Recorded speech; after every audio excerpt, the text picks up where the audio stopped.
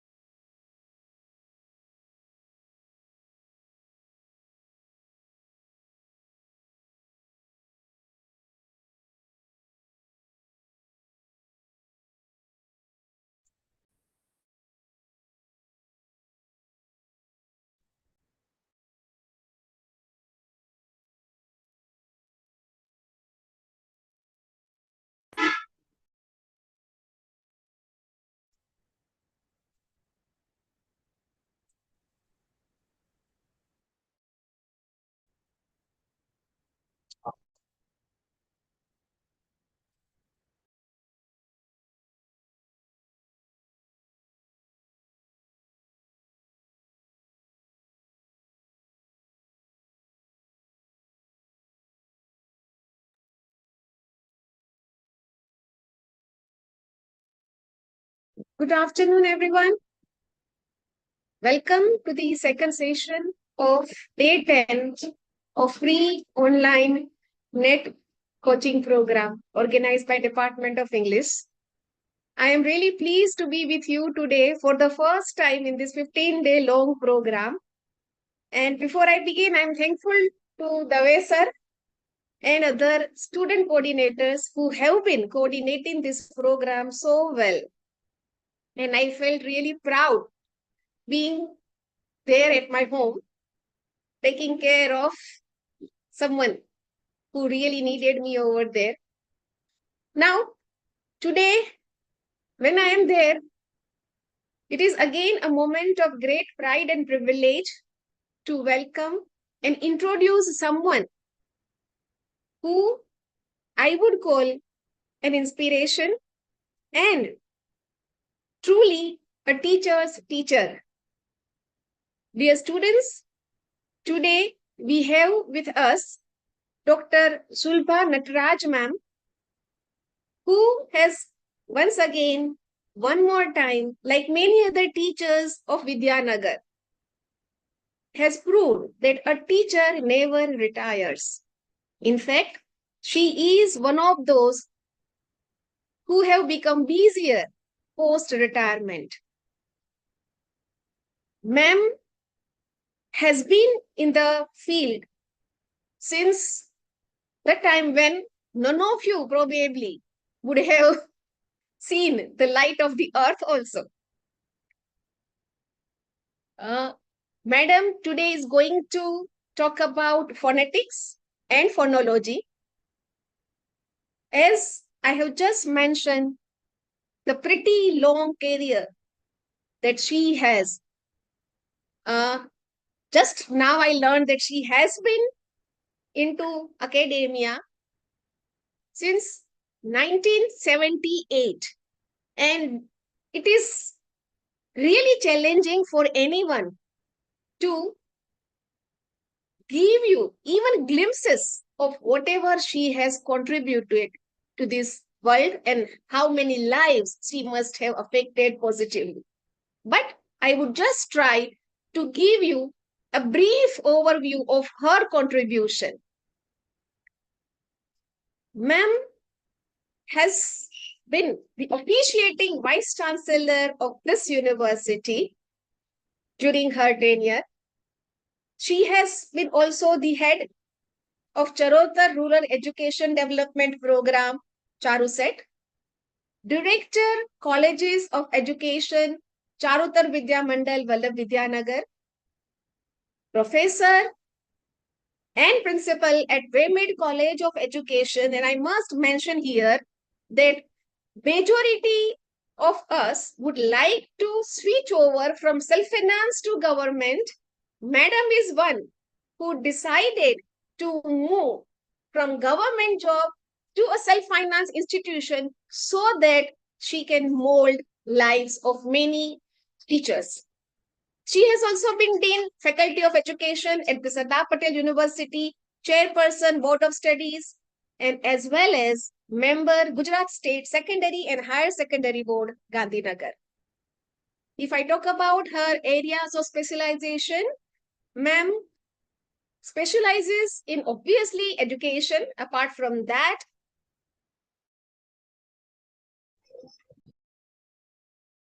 academic writing and content empowerment. And no need to mention that phonetics, phonology, linguistics are also her areas of interest and expertise. Talking about her major achievements, they include President's Award for an essay on knowledge revolution, MHRD Award for a paper on public-private partnership, British Council Scholarship for attending a training program at UK. She has also been recipient of Harvard Alumni Scholarship for a training program at Austria. She has received 4 awards awarded by National Council for Educational Research and Training, that is NCRT, for research papers. Has also received Best Educational Management Award by Higher Education Forum Mumbai. She has more than 42 papers and 16 books to her credit. She has contributed to over 30 textbooks and guided almost 21 PhD scholars. Currently, ma'am is offering her honorary services to schools and universities in designing curriculum, in faculty development program, as well as Ek Disha Foundation. Ma'am, on behalf of the department, on my personal behalf, I heartily welcome you to this 15-day long NET coaching program. And I am really thankful that you have given your consent in spite of your busy schedule. And I am not just using these words for the sake of using. I know how busy ma'am has been. Ma'am, welcome to this session. And now I hand over the session to you. Thank you.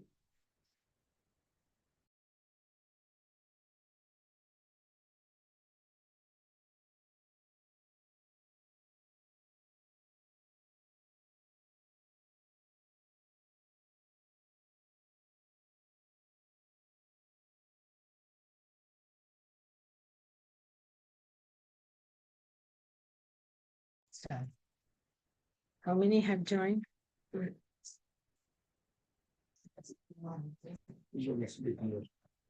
Oh, yes. Yeah.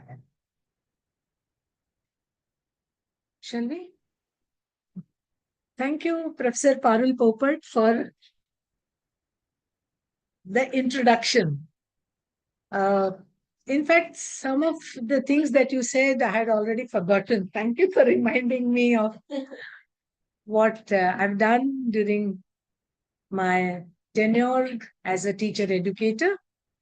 But I would say that was to keep myself busy and also to feel enthused about my work.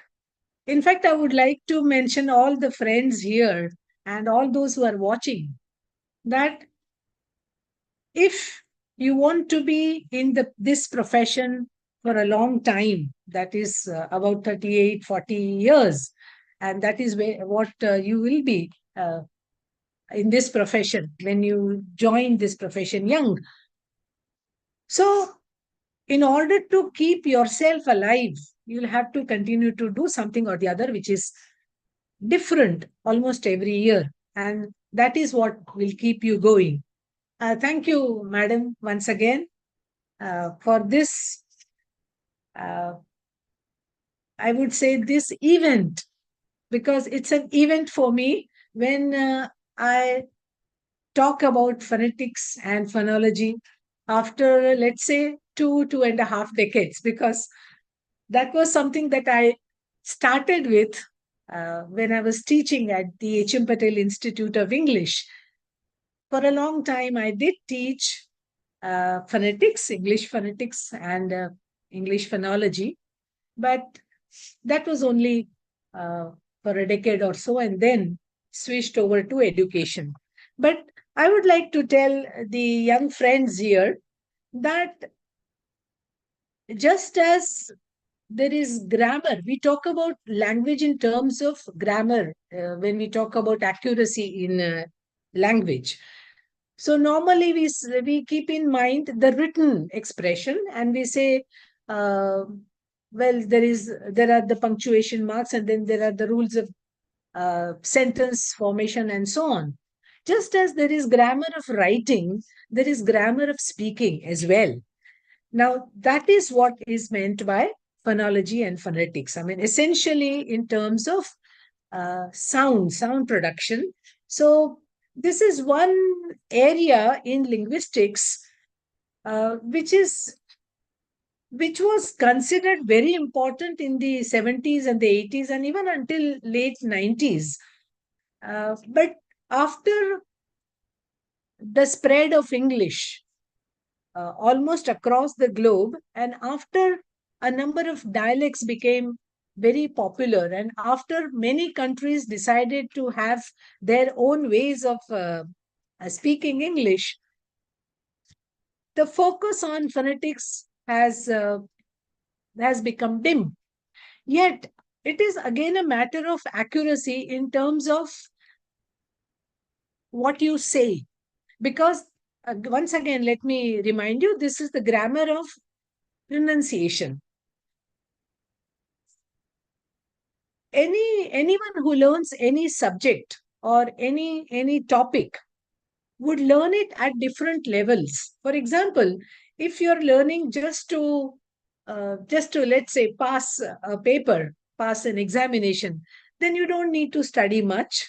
But if you want to really do well, if you want to master the subject, then you really need to put in effort. So this is what I call levels of learning. You could begin at the primary level and just be intelligible, be understood by your friends. But if you go out of that circle of your friends, then you need to be understood by others and you need to understand uh, what they say. Similarly, further at the regional level and then at the state level and then at the national level and at the international level, you need to think in terms of the level of mastery that you want to achieve. And accordingly, you can decide the level of expertise that you want to attain. Right. So that is why I have chosen this topic. And it is also part of uh, your net preparation. I mean, linguistics is a part of one of the sections in your paper. So this also should be helpful, and that is why I've selected this. Um, there is one thing common about us. I would, in fact, say there are two things common about us. That is between you and me. One thing common is the English language. All of us are working on this language. We are trying to understand, we are trying to uh, see how we can master this language. We are trying to then also see how we can help others learn this language. We are trying to enrich ourselves in terms of language and literature. The other thing that is common between you and me is that we are teachers. Most of you will become teachers, that is, teachers at different levels, schools, colleges, universities, and so on. And that is what I too have been throughout my career. So, this is one topic which will help us to become better teachers. It, the difference is in terms of more or better, because when you just talk and talk, well, you may be able to talk a lot, but how well do you talk is something very important. So, in terms of presentations, also, apart from content, you will need the accuracy in phonetics, accuracy in terms of sound production, accuracy in terms of intonation patterns, because each language is unique. This is what we are going to see in this session. And I'm sure you'll have a number of questions towards the end or even during the session. If you have questions, you may just jot down and then we'll take up some of these questions. So, to begin at the beginning, I'm saying this session is meant to become such speakers that people across the globe can understand us. We are not going to practice speaking English so that people only in our own intimate circles understand, or only we don't want to be, for example, labeled as Guju speakers of English, or Bengali speakers of English, or Tamil speakers of English. So we'll try to be as neutral as possible, and that is what the Indian English variety means. Okay. So let's go. Let's make a beginning. Yeah. Yeah, let's go to the next slide then. Okay, so this is what language helps us to do. Initially, human communication was confined to signs and gestures. We'll quickly run through this, wherein the focus was not actually on production of sounds or understanding what the other person was saying, but just fulfilling the basic needs, or out of fear, out of happiness, there were some cries made. Then came sounds which were understood by people in that community, in that small circle. Then came hieroglyphics, which is picture language. And then finally came rules of grammar. Next one, please. Now, rules of grammar came after maybe thousands and thousands of years of use by the community. I mean, this is true of all languages. I'm not talking only of English, but I'm talking about language, linguistics, language as such. And rules of grammar meant that people had to follow some of those rules so that they were understood. Because if I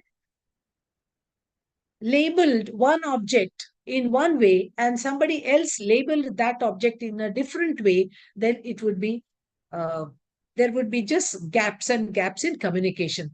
So this was very important, and the rules of grammar, the rules of morphology also emerged after a lot of striving, lot of effort by the community. It took thousands of years for us to arrive at that. Now let's look at language as a human activity. Yes, there may be a few who would say, well, other animals also communicate. They do, but their communication is limited in terms of oral production. Their communication, more or less, is confined to what they see here and now. In fact, in terms of spirituality, we also would say, think in terms of here and now. But we human beings are endowed with this language, or rather we have acquired this instinct, which is innate, which is inbuilt, which is inborn. We are endowed with this instinct to speak a language, and this is something very unique. So that is how human beings differ from other animals. uh, it is species specific in terms of the ability to speak language. Mind you, friends, I'm saying speak language. I'm not using any article. So we are endowed as human beings to speak language, to learn language, to acquire language. But which specific language we would learn would depend on the environment, would depend on the family in which we are born. So the child who is born in a Hindi speaking family would obviously start speaking Hindi because he would listen to Hindi being spoken. A child born in a French speaking family would speak French. A child born in a multilingual family, or a family where 2, 3 languages are spoken, would start speaking all the 3, 4 languages simultaneously. So the specific language that we learn or the specific languages we learn would depend, one, on the environment, that is, the family, the neighborhood, our education, and so on. The second reason which helps us to acquire more than one languages, that is, the languages that we learn other than our mother tongue, would depend on the need. For instance, if I were to go to a country where Spanish is spoken, then I would be required to learn Spanish. But that is learning. The first language, which is a natural uh, acquisition, is acquired. We don't have to put in effort. We don't need to put in effort for that. But the rest of the languages wherein we need to put in conscious effort are need-based languages. Also, depending on the interest, we learn other languages. Okay. And languages help us to influence people's behavior. What do I mean to say by this? Well, depending on our level of communication, depending on our efficiency to communicate with the people we talk to, whether they are children or adults, elderly people, strange people, or people whom we really very know very well. Well, depending on our efficiency to talk to them, we are able to solve our problems. We are able to make things happen. And this is how we are able to influence people's behavior. That is why, good communication means not talking, but reaching out, right?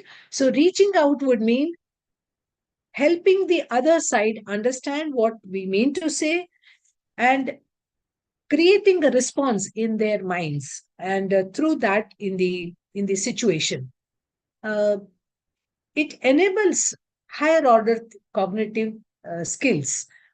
What are these higher order thinking skills? Well, when we talk about communication by animals, they think about objects in their presence, or they are able to remember for a short while. For example, a bird which has lost its baby uh, cries, of course, but that also lasts for a shorter time than a human mother who would remember the loss for the whole life. So, communication in human beings is possible because of language, which is a cognitive process. That is, essentially, it focuses on thinking. Now, thinking also happens at various levels. We remember, then we are able to analyze with the help of language. We are able to imagine many things. We are able to create. We are able to generalize. Well, the rules of grammar and rules of use of vocabulary are possible because of generalization. So these processes, which are higher level thinking processes, are possible because of language. We are able to plan in advance. For instance, if you want to go abroad, if you want to go on a tour, if you want to prepare for the exam, you plan out. You are able to think in advance. You are able to solve problems on paper also. You are able to solve problems just by thinking about the situation, because you're able to think. You are able to think because you have language. So this is how language helps us in cognitive processes which are of higher level. Now, language, all languages have certain uh, features which are common. So there are a few universal features in all languages. For instance, all languages have nouns, adjectives, adverbs, verbs. All languages have phonemes. What's a phoneme? Sound. Every language has a sound. A language which is not spoken is not language. Okay, it is anything other than language. And then there are rules of sound combinations. There are morphemes, rules of morphem, that is word formation. And then there are rules of grammar. Uh, each language has its own rhythm. One of the examples of this would be how we pause and how pauses are important. Just to have a bit of understanding of this, and let's have some fun with pauses. And this feature of pause is there, uh, and if is there in all languages, and if not properly used, then it can create problems and it can create fun as well. So let's look at some of these sentences. Let's say this. There are two different types of pauses. You said, no more shopping. That's one. And then I said, no more shopping. You said, no more shopping. But I said, no more shopping. Let's eat, kids. So, sort of request, right? Kids, it's time to eat. Let's eat, kids. Let's eat, kids. So, are you a cannibal? Okay. Then the judge said, the convict is lying. The judge said, the convict is lying. The judge said the convict is lying. It's only the punctuation marks in written language, but pause in the sound and the stops in oral language. Then go to the next one, and you don't find any meaning, or God is nowhere. And what is the real one? God is now here. Okay, so the pause matters a lot. In Hindi, one example, उसे रोको मत जाने दो. उसे रोको मत जाने दो. Now this is universal. Pauses and the right type of pauses must be there, and this rule is there in all languages. So all languages have some universals, and yet each language is unique. How is each language unique? In terms of selection of words, selection of sounds, each language is unique. For example, in Hindi, I would say you have something like ka, kha, ga, gha, nya, cha, cha, ja, ja, nya, and so on, right? Ta, tha, da, dha, na, ta, tha, da, dha, na, pa, pha, ba, bha, ma. Now, these are very unique sounds. Compared to this, English also has certain sounds which are very unique. Now, these sounds would be either vowel sounds. What's a vowel? A sound which is produced, which is articulated without any without any obstruction in the oral passage. Let me give you an example. Maybe you can also try this, and I'm sure you'll enjoy trying this musical way of learning vowels. Take the ah sound, okay? Take a deep breath and say ah as long as you can. Say ah. Now, this is a vowel. There is no obstruction at all in the oral passage. Whereas when you say k, k, somewhere it stops. The length of breath doesn't matter in the production of sounds like ka or k or g or g or f or ch or ch. So vowels are sounds which are produced without any obstruction in the oral passage. And consonants are the ones where there is some obstruction somewhere. Now, each language has its own set of vowels, and each language has its own set of consonants. And there are again consonants of various types. There are vowels and diphthongs and so on, so on. There are more details to be talked about, and if time permits, we'll go to that. The second feature of uniqueness of each language is the combination of sounds in terms of syllables and words. For example, some languages do not allow the stir combination.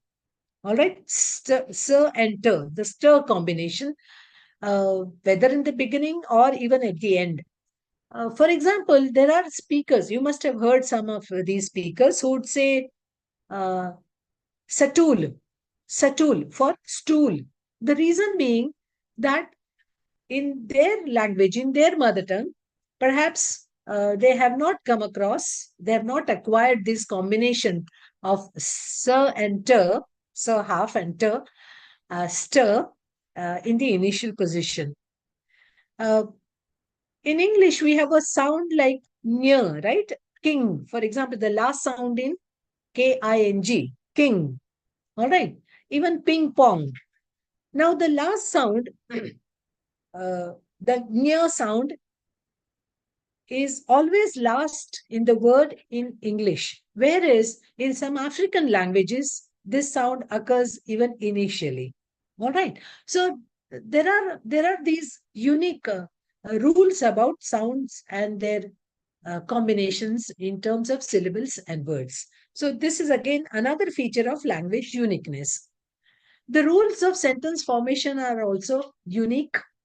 For example, um the tiger killed the goat. Okay, is a sentence, and whether uh, whether you are allowed to say that goat killed the tiger. If you mean that, then it's a different thing. But you cannot really retain the meaning by changing the order of words. The tiger killed the goat. But in Gujarati or even in Hindi, bakri ko बाघ ने मारा, बाघ ने बकरी को मारा, मारा बाघ ने बकरी को. The meaning does not change. The order of words in English is fixed. Not so in most of the Indian languages. So this is another way of looking at the uniqueness of the language.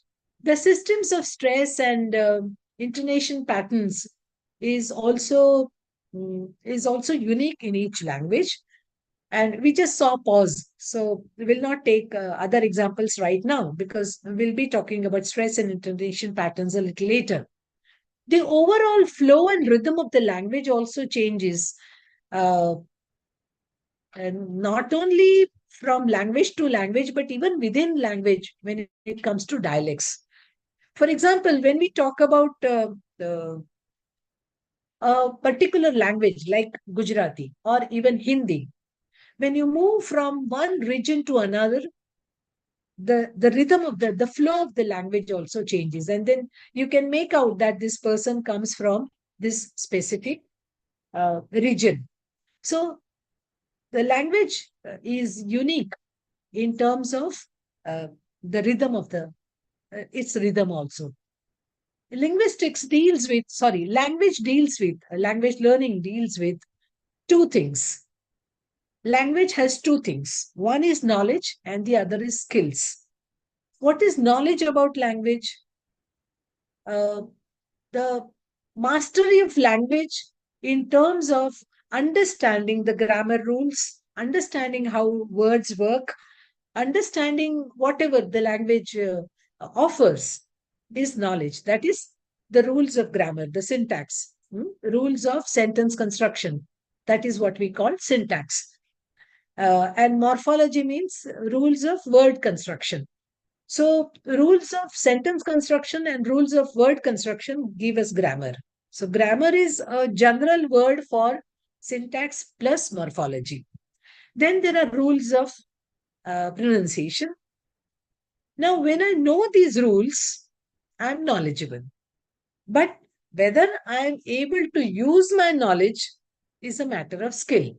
So, being a master of a language or to be an expert in the language, we need to know as well as we need to be able to use. So we have knowledge as well as skills. What are these skills? Listening, speaking, reading, writing. Listening and speaking are the primary skills because of two reasons. One, we learn them first. Secondly, they come to us naturally. They are innate. Reading and writing are secondary skills because they need to be learned, with conscious efforts, and they come after listening and speaking. So, learning a language, mastering a language would mean knowing as well as doing. Okay, now let's talk about phonology. This is where we'll be spending more time now. Phonology deals with the sound production of human languages, and it deals with both specific languages as well as languages in general. That is, all the languages produced by humans, I mean, for communication in the community, are studied by what we call phonology. That's the science of human sounds, human language sounds. And also, each language has its own phonology. Uh, Phonetics is the study of speech sounds, the way they are articulated, the way they are produced. It deals um, with the various vocal organs, the vocal tract, and even the problems of speech. It deals. Then there is the acoustic phonetics, which deals with how it is heard. That is, you must have heard about a hall. I mean, you might have even experienced this, that in certain rooms, in certain halls, the what the speaker speaks is not understood properly because the sound is not very clear, and we say that the acoustics of the hall is not very good. So that is also part of phonetics. It deals with linguistic phonetics, which means production of sounds, uh, which would go beyond just talking about the vocal cord and vocal organs. Okay, right. So that is phonology and phonetics. The basic unit, the smallest basic unit of phonetics and phonology is phoneme. Phoneme is the smallest speech sound. Now, what does this mean? Why do I say that it is a meaningful sound? Because uh, change of one phoneme would change the meaning of the word. You take words like you let's take words in English, very small uh, words. Uh, Take words uh, which have rhymes. For example, pet, bet, set. Right? Only one sound changes. Uh, when you take a word like set, for example, the first it has three sounds. The first sound is sir. It is not say. It is sir, then a and t. Sir, a, t. Set. The second one is pet. Per, a, and t. So sir and per are two distinct phonemes, and this is what I mean by smallest meaningful unit. Similarly, you can take sat, pat, bat, hat. Just one sound changes and the meaning of the word changes. The word changes. This is what is meant by a phoneme. Now, these phonemes are vowels and diphthongs and consonants. Well, English vowels are those 12 vowels, and each vowel has its own place in English. Uh, you have different ers and different a's and different oohs, and so in terms of length they differ. uh, i I don't think we'll have time to go through all the details of the vowel sounds, but those 12 sounds, and but and cat, a, and a, and so on. Now these 12 vowel sounds are pure vowel sounds, and then there are vowel glides wherein you move from one vowel to the other. So A and I and U, these are vowel glides. They're also called diphthongs. Diphthongs means combination of two vowel sounds. Then there are consonants. Consonants in English are divided uh, like plosives, fricatives, affricates, and so on, right? Now, what are plosive sounds? Plosive sounds are sounds like in Gujarati, in Hindi, I would say first, so that they become clear in English. In Hindi, we say ka, kha, ga, gha. These are plosive sounds. What is a plosive? There is some kind of explosion. There is some kind of bursting of the uh, of the air coming out of the mouth. That therefore they are called plosives. In English, there are these plosives. K, k. Actually, I'm exaggerating, but it is just, it is not k the way we say it. It is g, d, b.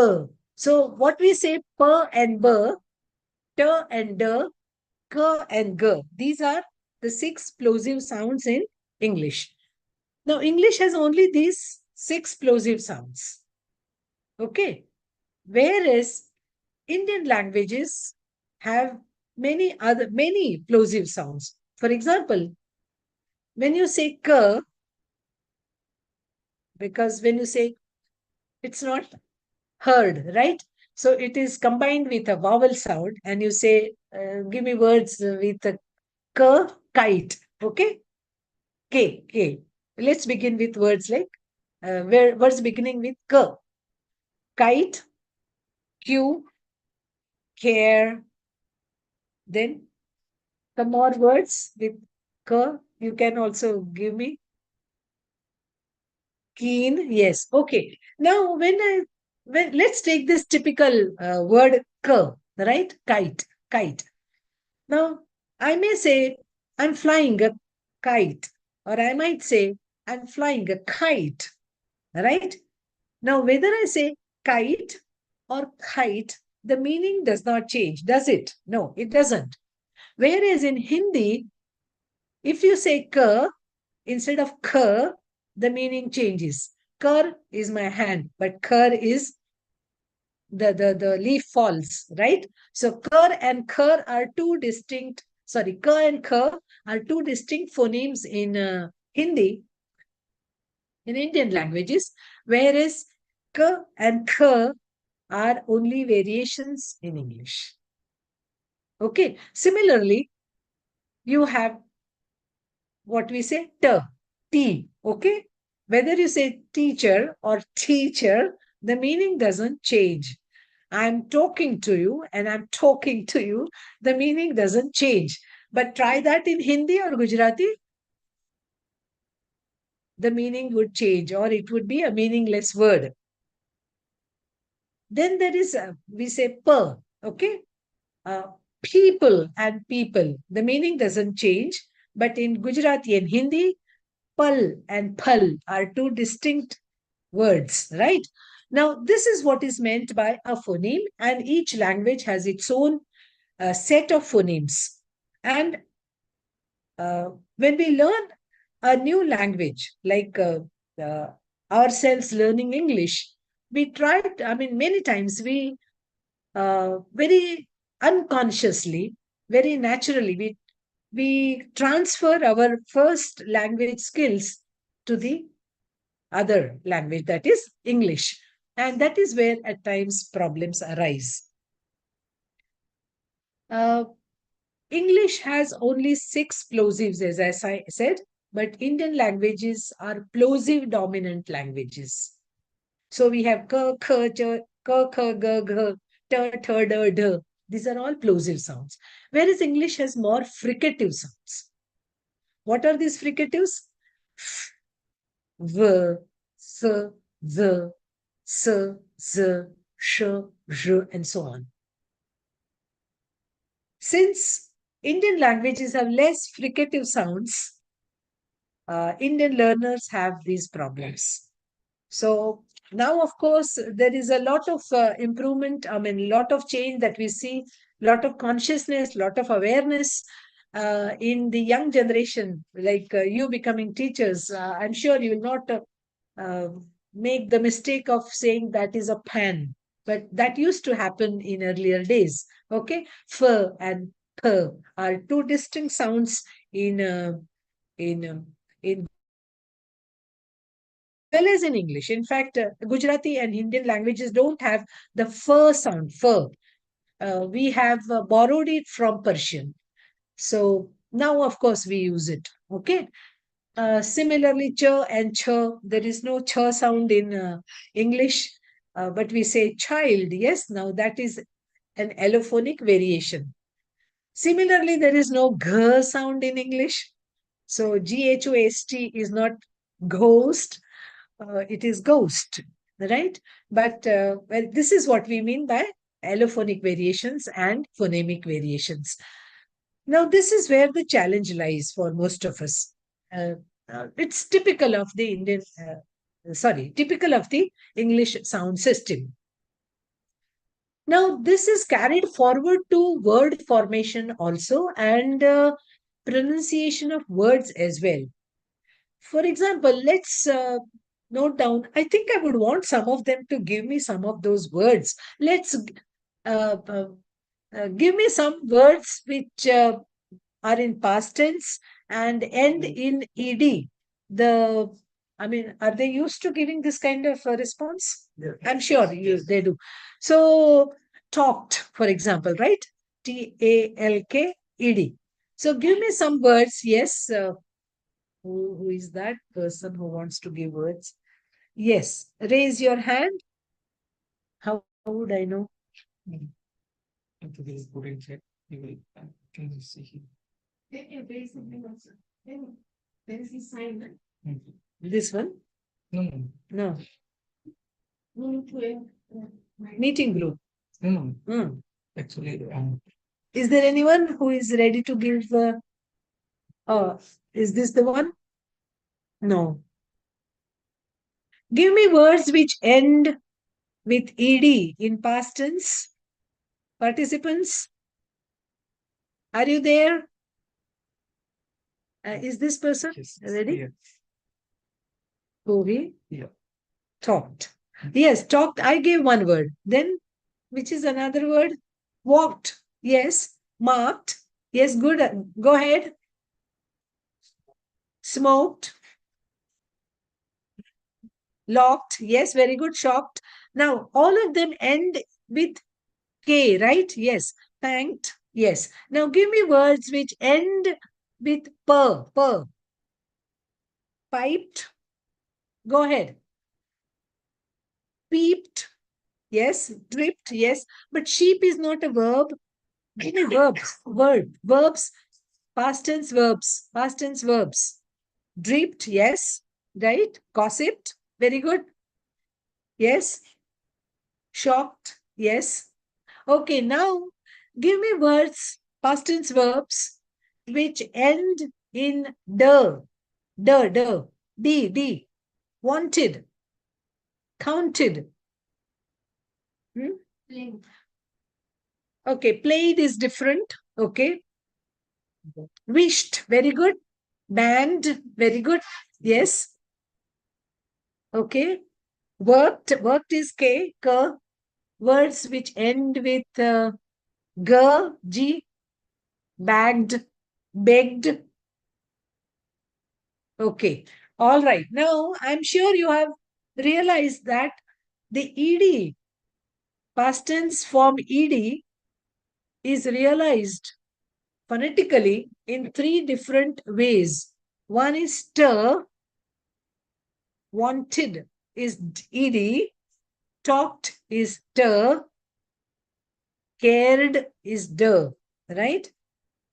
Now, there are rules of pronunciation of past tense verbs. Okay. Now, these are words, right? Morphemes. Ed is a morpheme, past tense morpheme.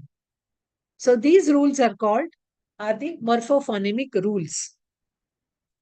Just as past tense morphemes have rules, the simple present tense S and ES also follow similar rules.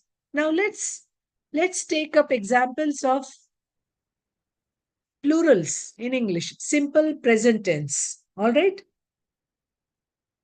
Sorry. Okay, plurals also we can take and simple present tense also we can take. Okay, plurals. Plurals of nouns. Nouns. See this? Can you hear the difference? Nouns. Z. Counts. Sir. Churches. Is. There are three different variations. There are three different sounds, right? Now, let's see where we say sir, where do we say z, and where do we say is? Football is kicked, right? So you have kicks, k.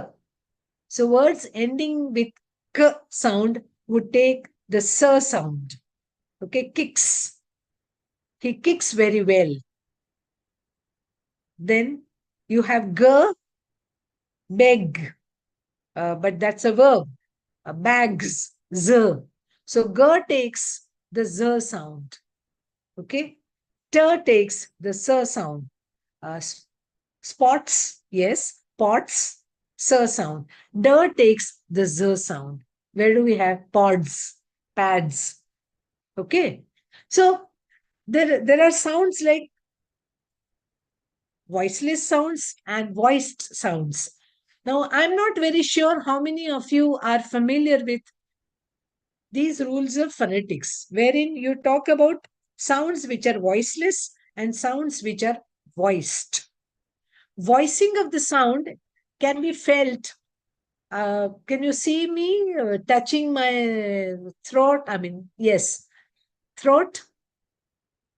When I say the p sound, only my lips create the sound. You'll have to exaggerate because this is a skill where you cannot just look at me and learn. So you'll have to practice this. You just, press your two lips and open, and the p sound is produced. But when you say b, you have to bring it from your throat, right? And if you touch your throat here, you'll feel that vibration. So that is the b sound. This is called voicing. So p is voiced, voiceless, b is voiced, k is voiceless, d is voiced, t is voiceless, d is voiced.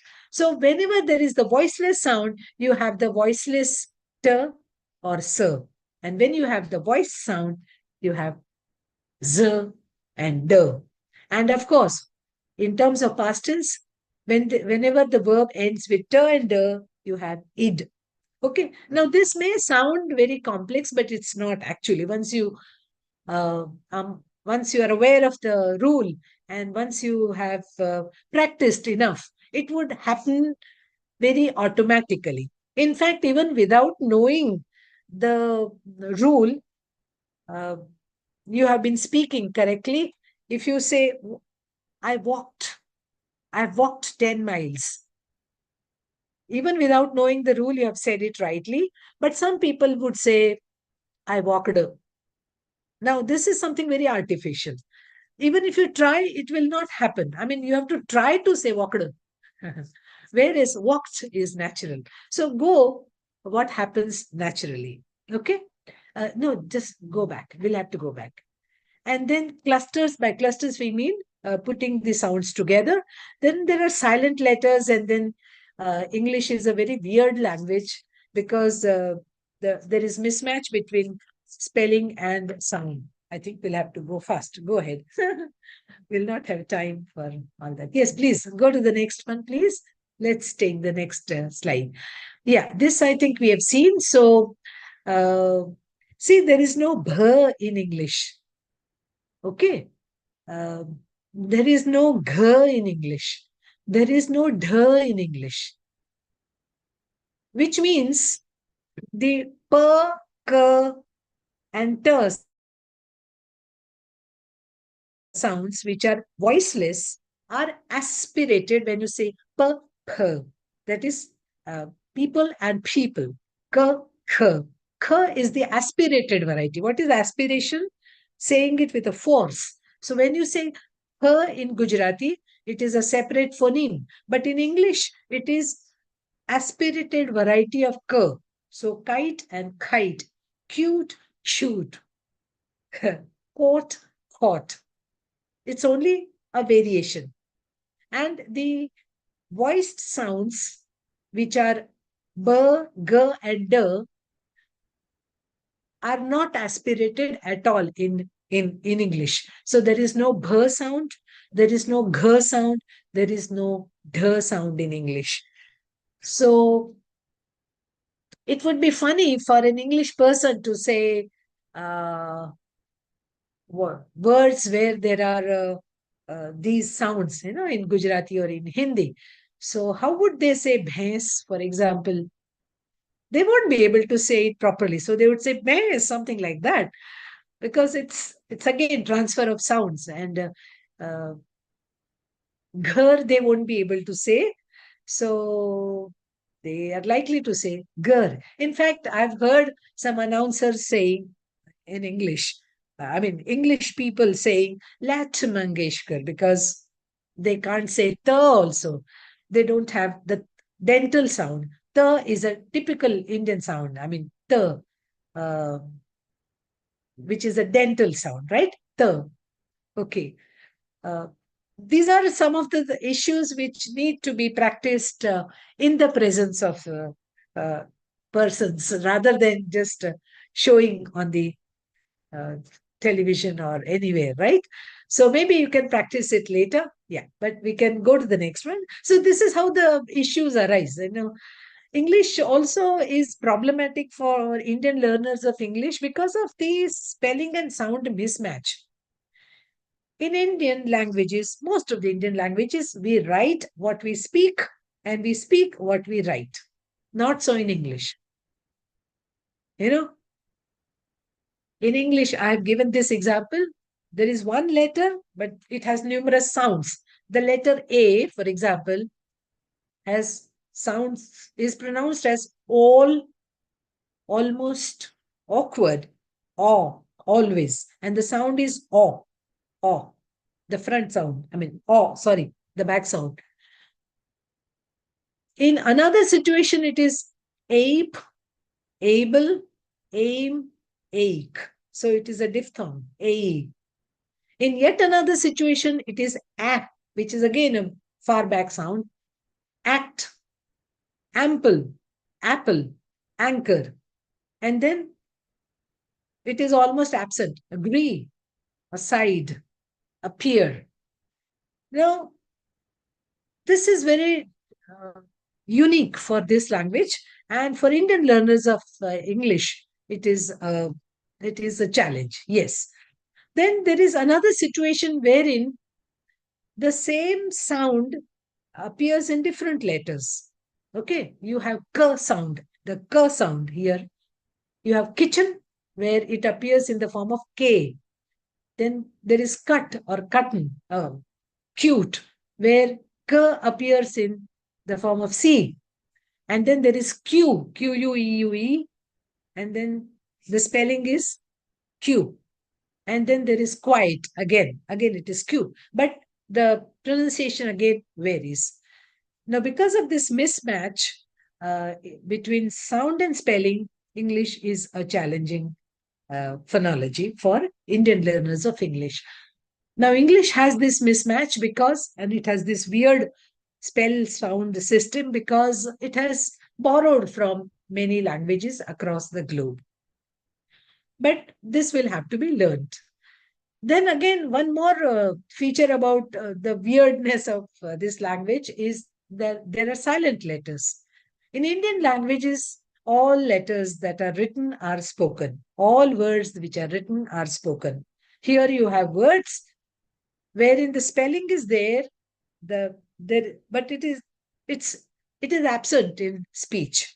It is there in writing, in script, but it is absent in speech. So you have words like the Numa, rendezvous, restaurant, bouquet, tsunami, pneumonia, psychology, kernel, debris, debut, and psyche or pseudo. This again is a challenge for Indian learners of English. Let's go to the next challenge. When it comes to rhythm, again, because it's a different language, English has a staccato type of rhythm. The stress falls at a regular interval. Once upon a time, there was a king, and the king lived in a forest. This is the rhythm of the language. And in each sentence, certain words which are prominent are stressed. Uh, this is not really the case in Indian languages. And the intonation patterns, major intonation patterns are also a challenge for Indian learners of English because they vary a lot. I think that would take a chapter by itself. The sound patterns, the clusters also are a challenge. Weak forms. Let's look at weak forms again for Indian learners. That's another challenge. We'll look at the weak forms. Okay. Okay, weak forms come perhaps later. These are some of the specific sounds which create problems for Indian learners of English. I don't understand why the sir and sure sounds should create problems for Indian learners of English because they're present. In fact, Indian languages have more sures than English. See, India has what we call the sure of षट्कोण, the sure of uh, Sher, and then also sir. But when it comes to speaking in English, whether it is Gujarati or English, I think the problem lies with learning the first language itself. Because even while speaking in Hindi or Gujarati, many many of us don't say the sh sound clearly. So एक शेर आया था, एक शेर instead of शेर, है ना? So I think it is the transfer of this carelessness, should I say, to English. But this happens more in English, in fact, while learning the language which has new sounds, different sounds, sometimes we overlearn. And when we have to say sir, we say sure. When we have to say sure, we say sir. Not only that, sometimes some students, this is what I've experienced, after learning the difference between sir and sure, many students would just say sure for everything. All right, so that again is a major challenge. But this is only a matter of practice, and we need to be conscious about how the sounds are pronounced. Probably because saw instead of saw, how is Yes, so that is How, again, how, yeah, how. dialectal differences. Yes, dialectal variations are there. Yeah, there are, of course, dialectal variations. That's an excellent example, Haru. Yeah, but that is true about English across the globe. So what we are talking about is, trying to be intelligent, trying to be intelligible to everybody. So if the other person understands what I'm saying, it's fine. I may continue to say whatever I say.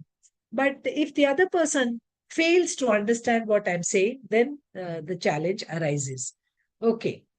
Uh, the length of the sounds also matters. In Indian languages, we don't, although we in writing we do have the dirgha and the rasva, the short and the long sounds.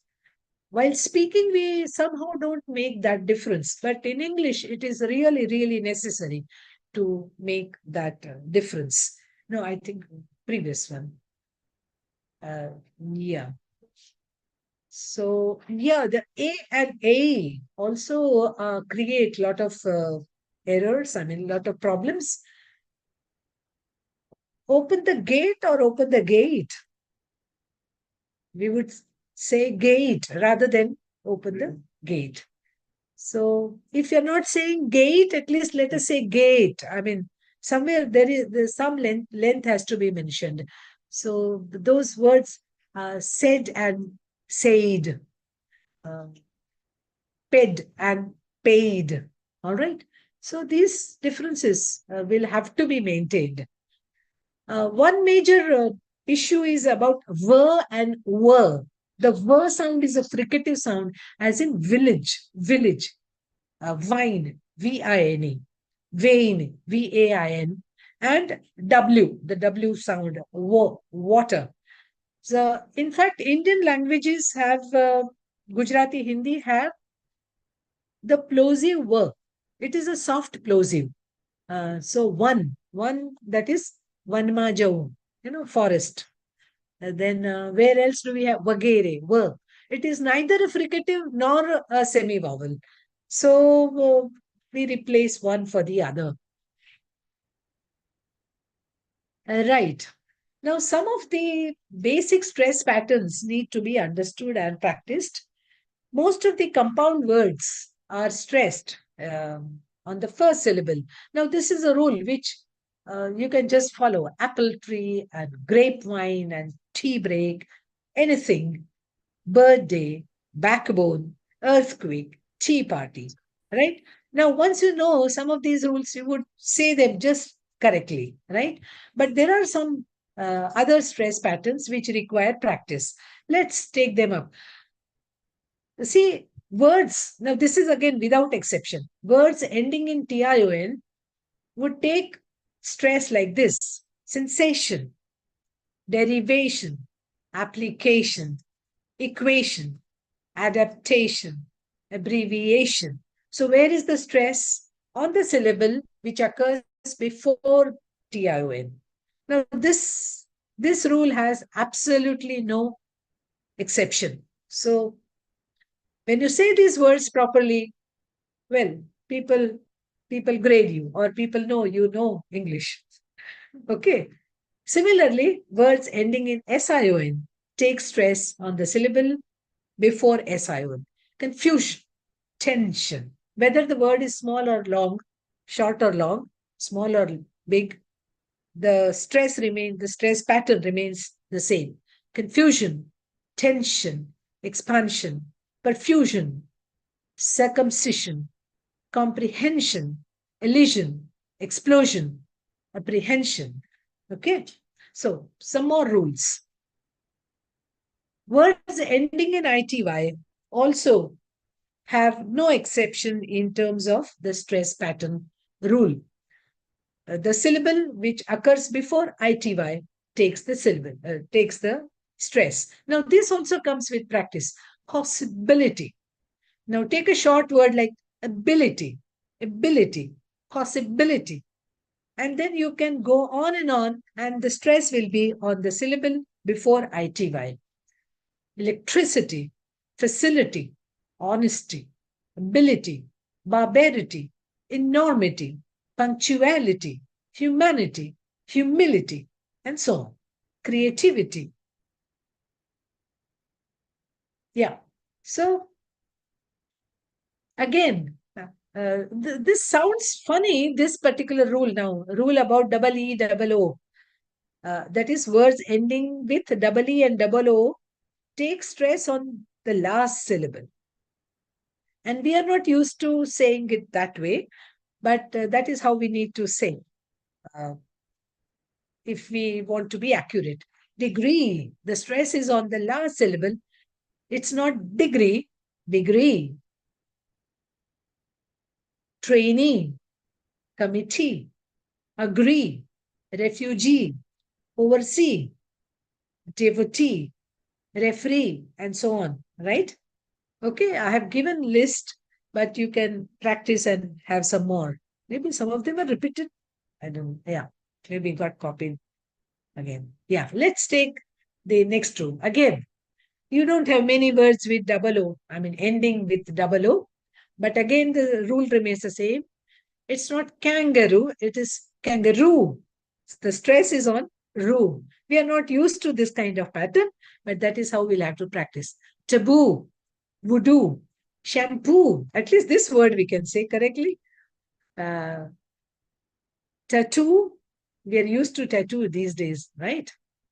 Cuckoo, right? Okay, this again, this rule has no exception.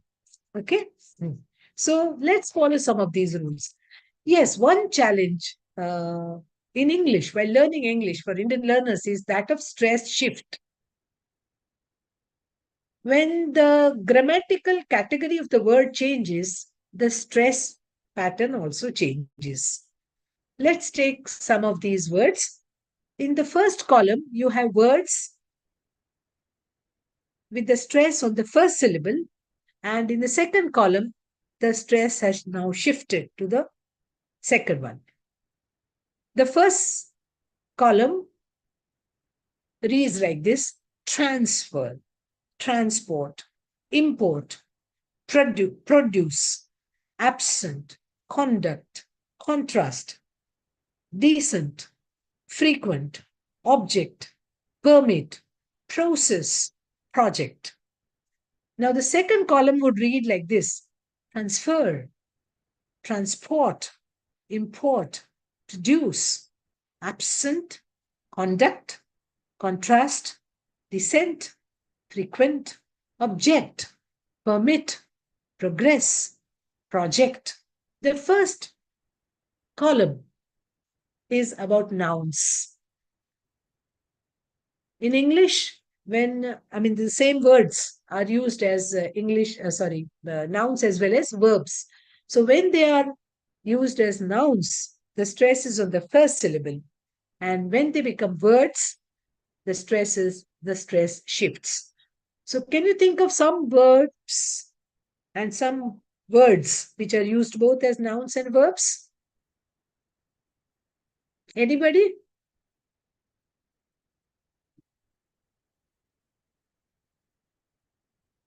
We have plenty of words in English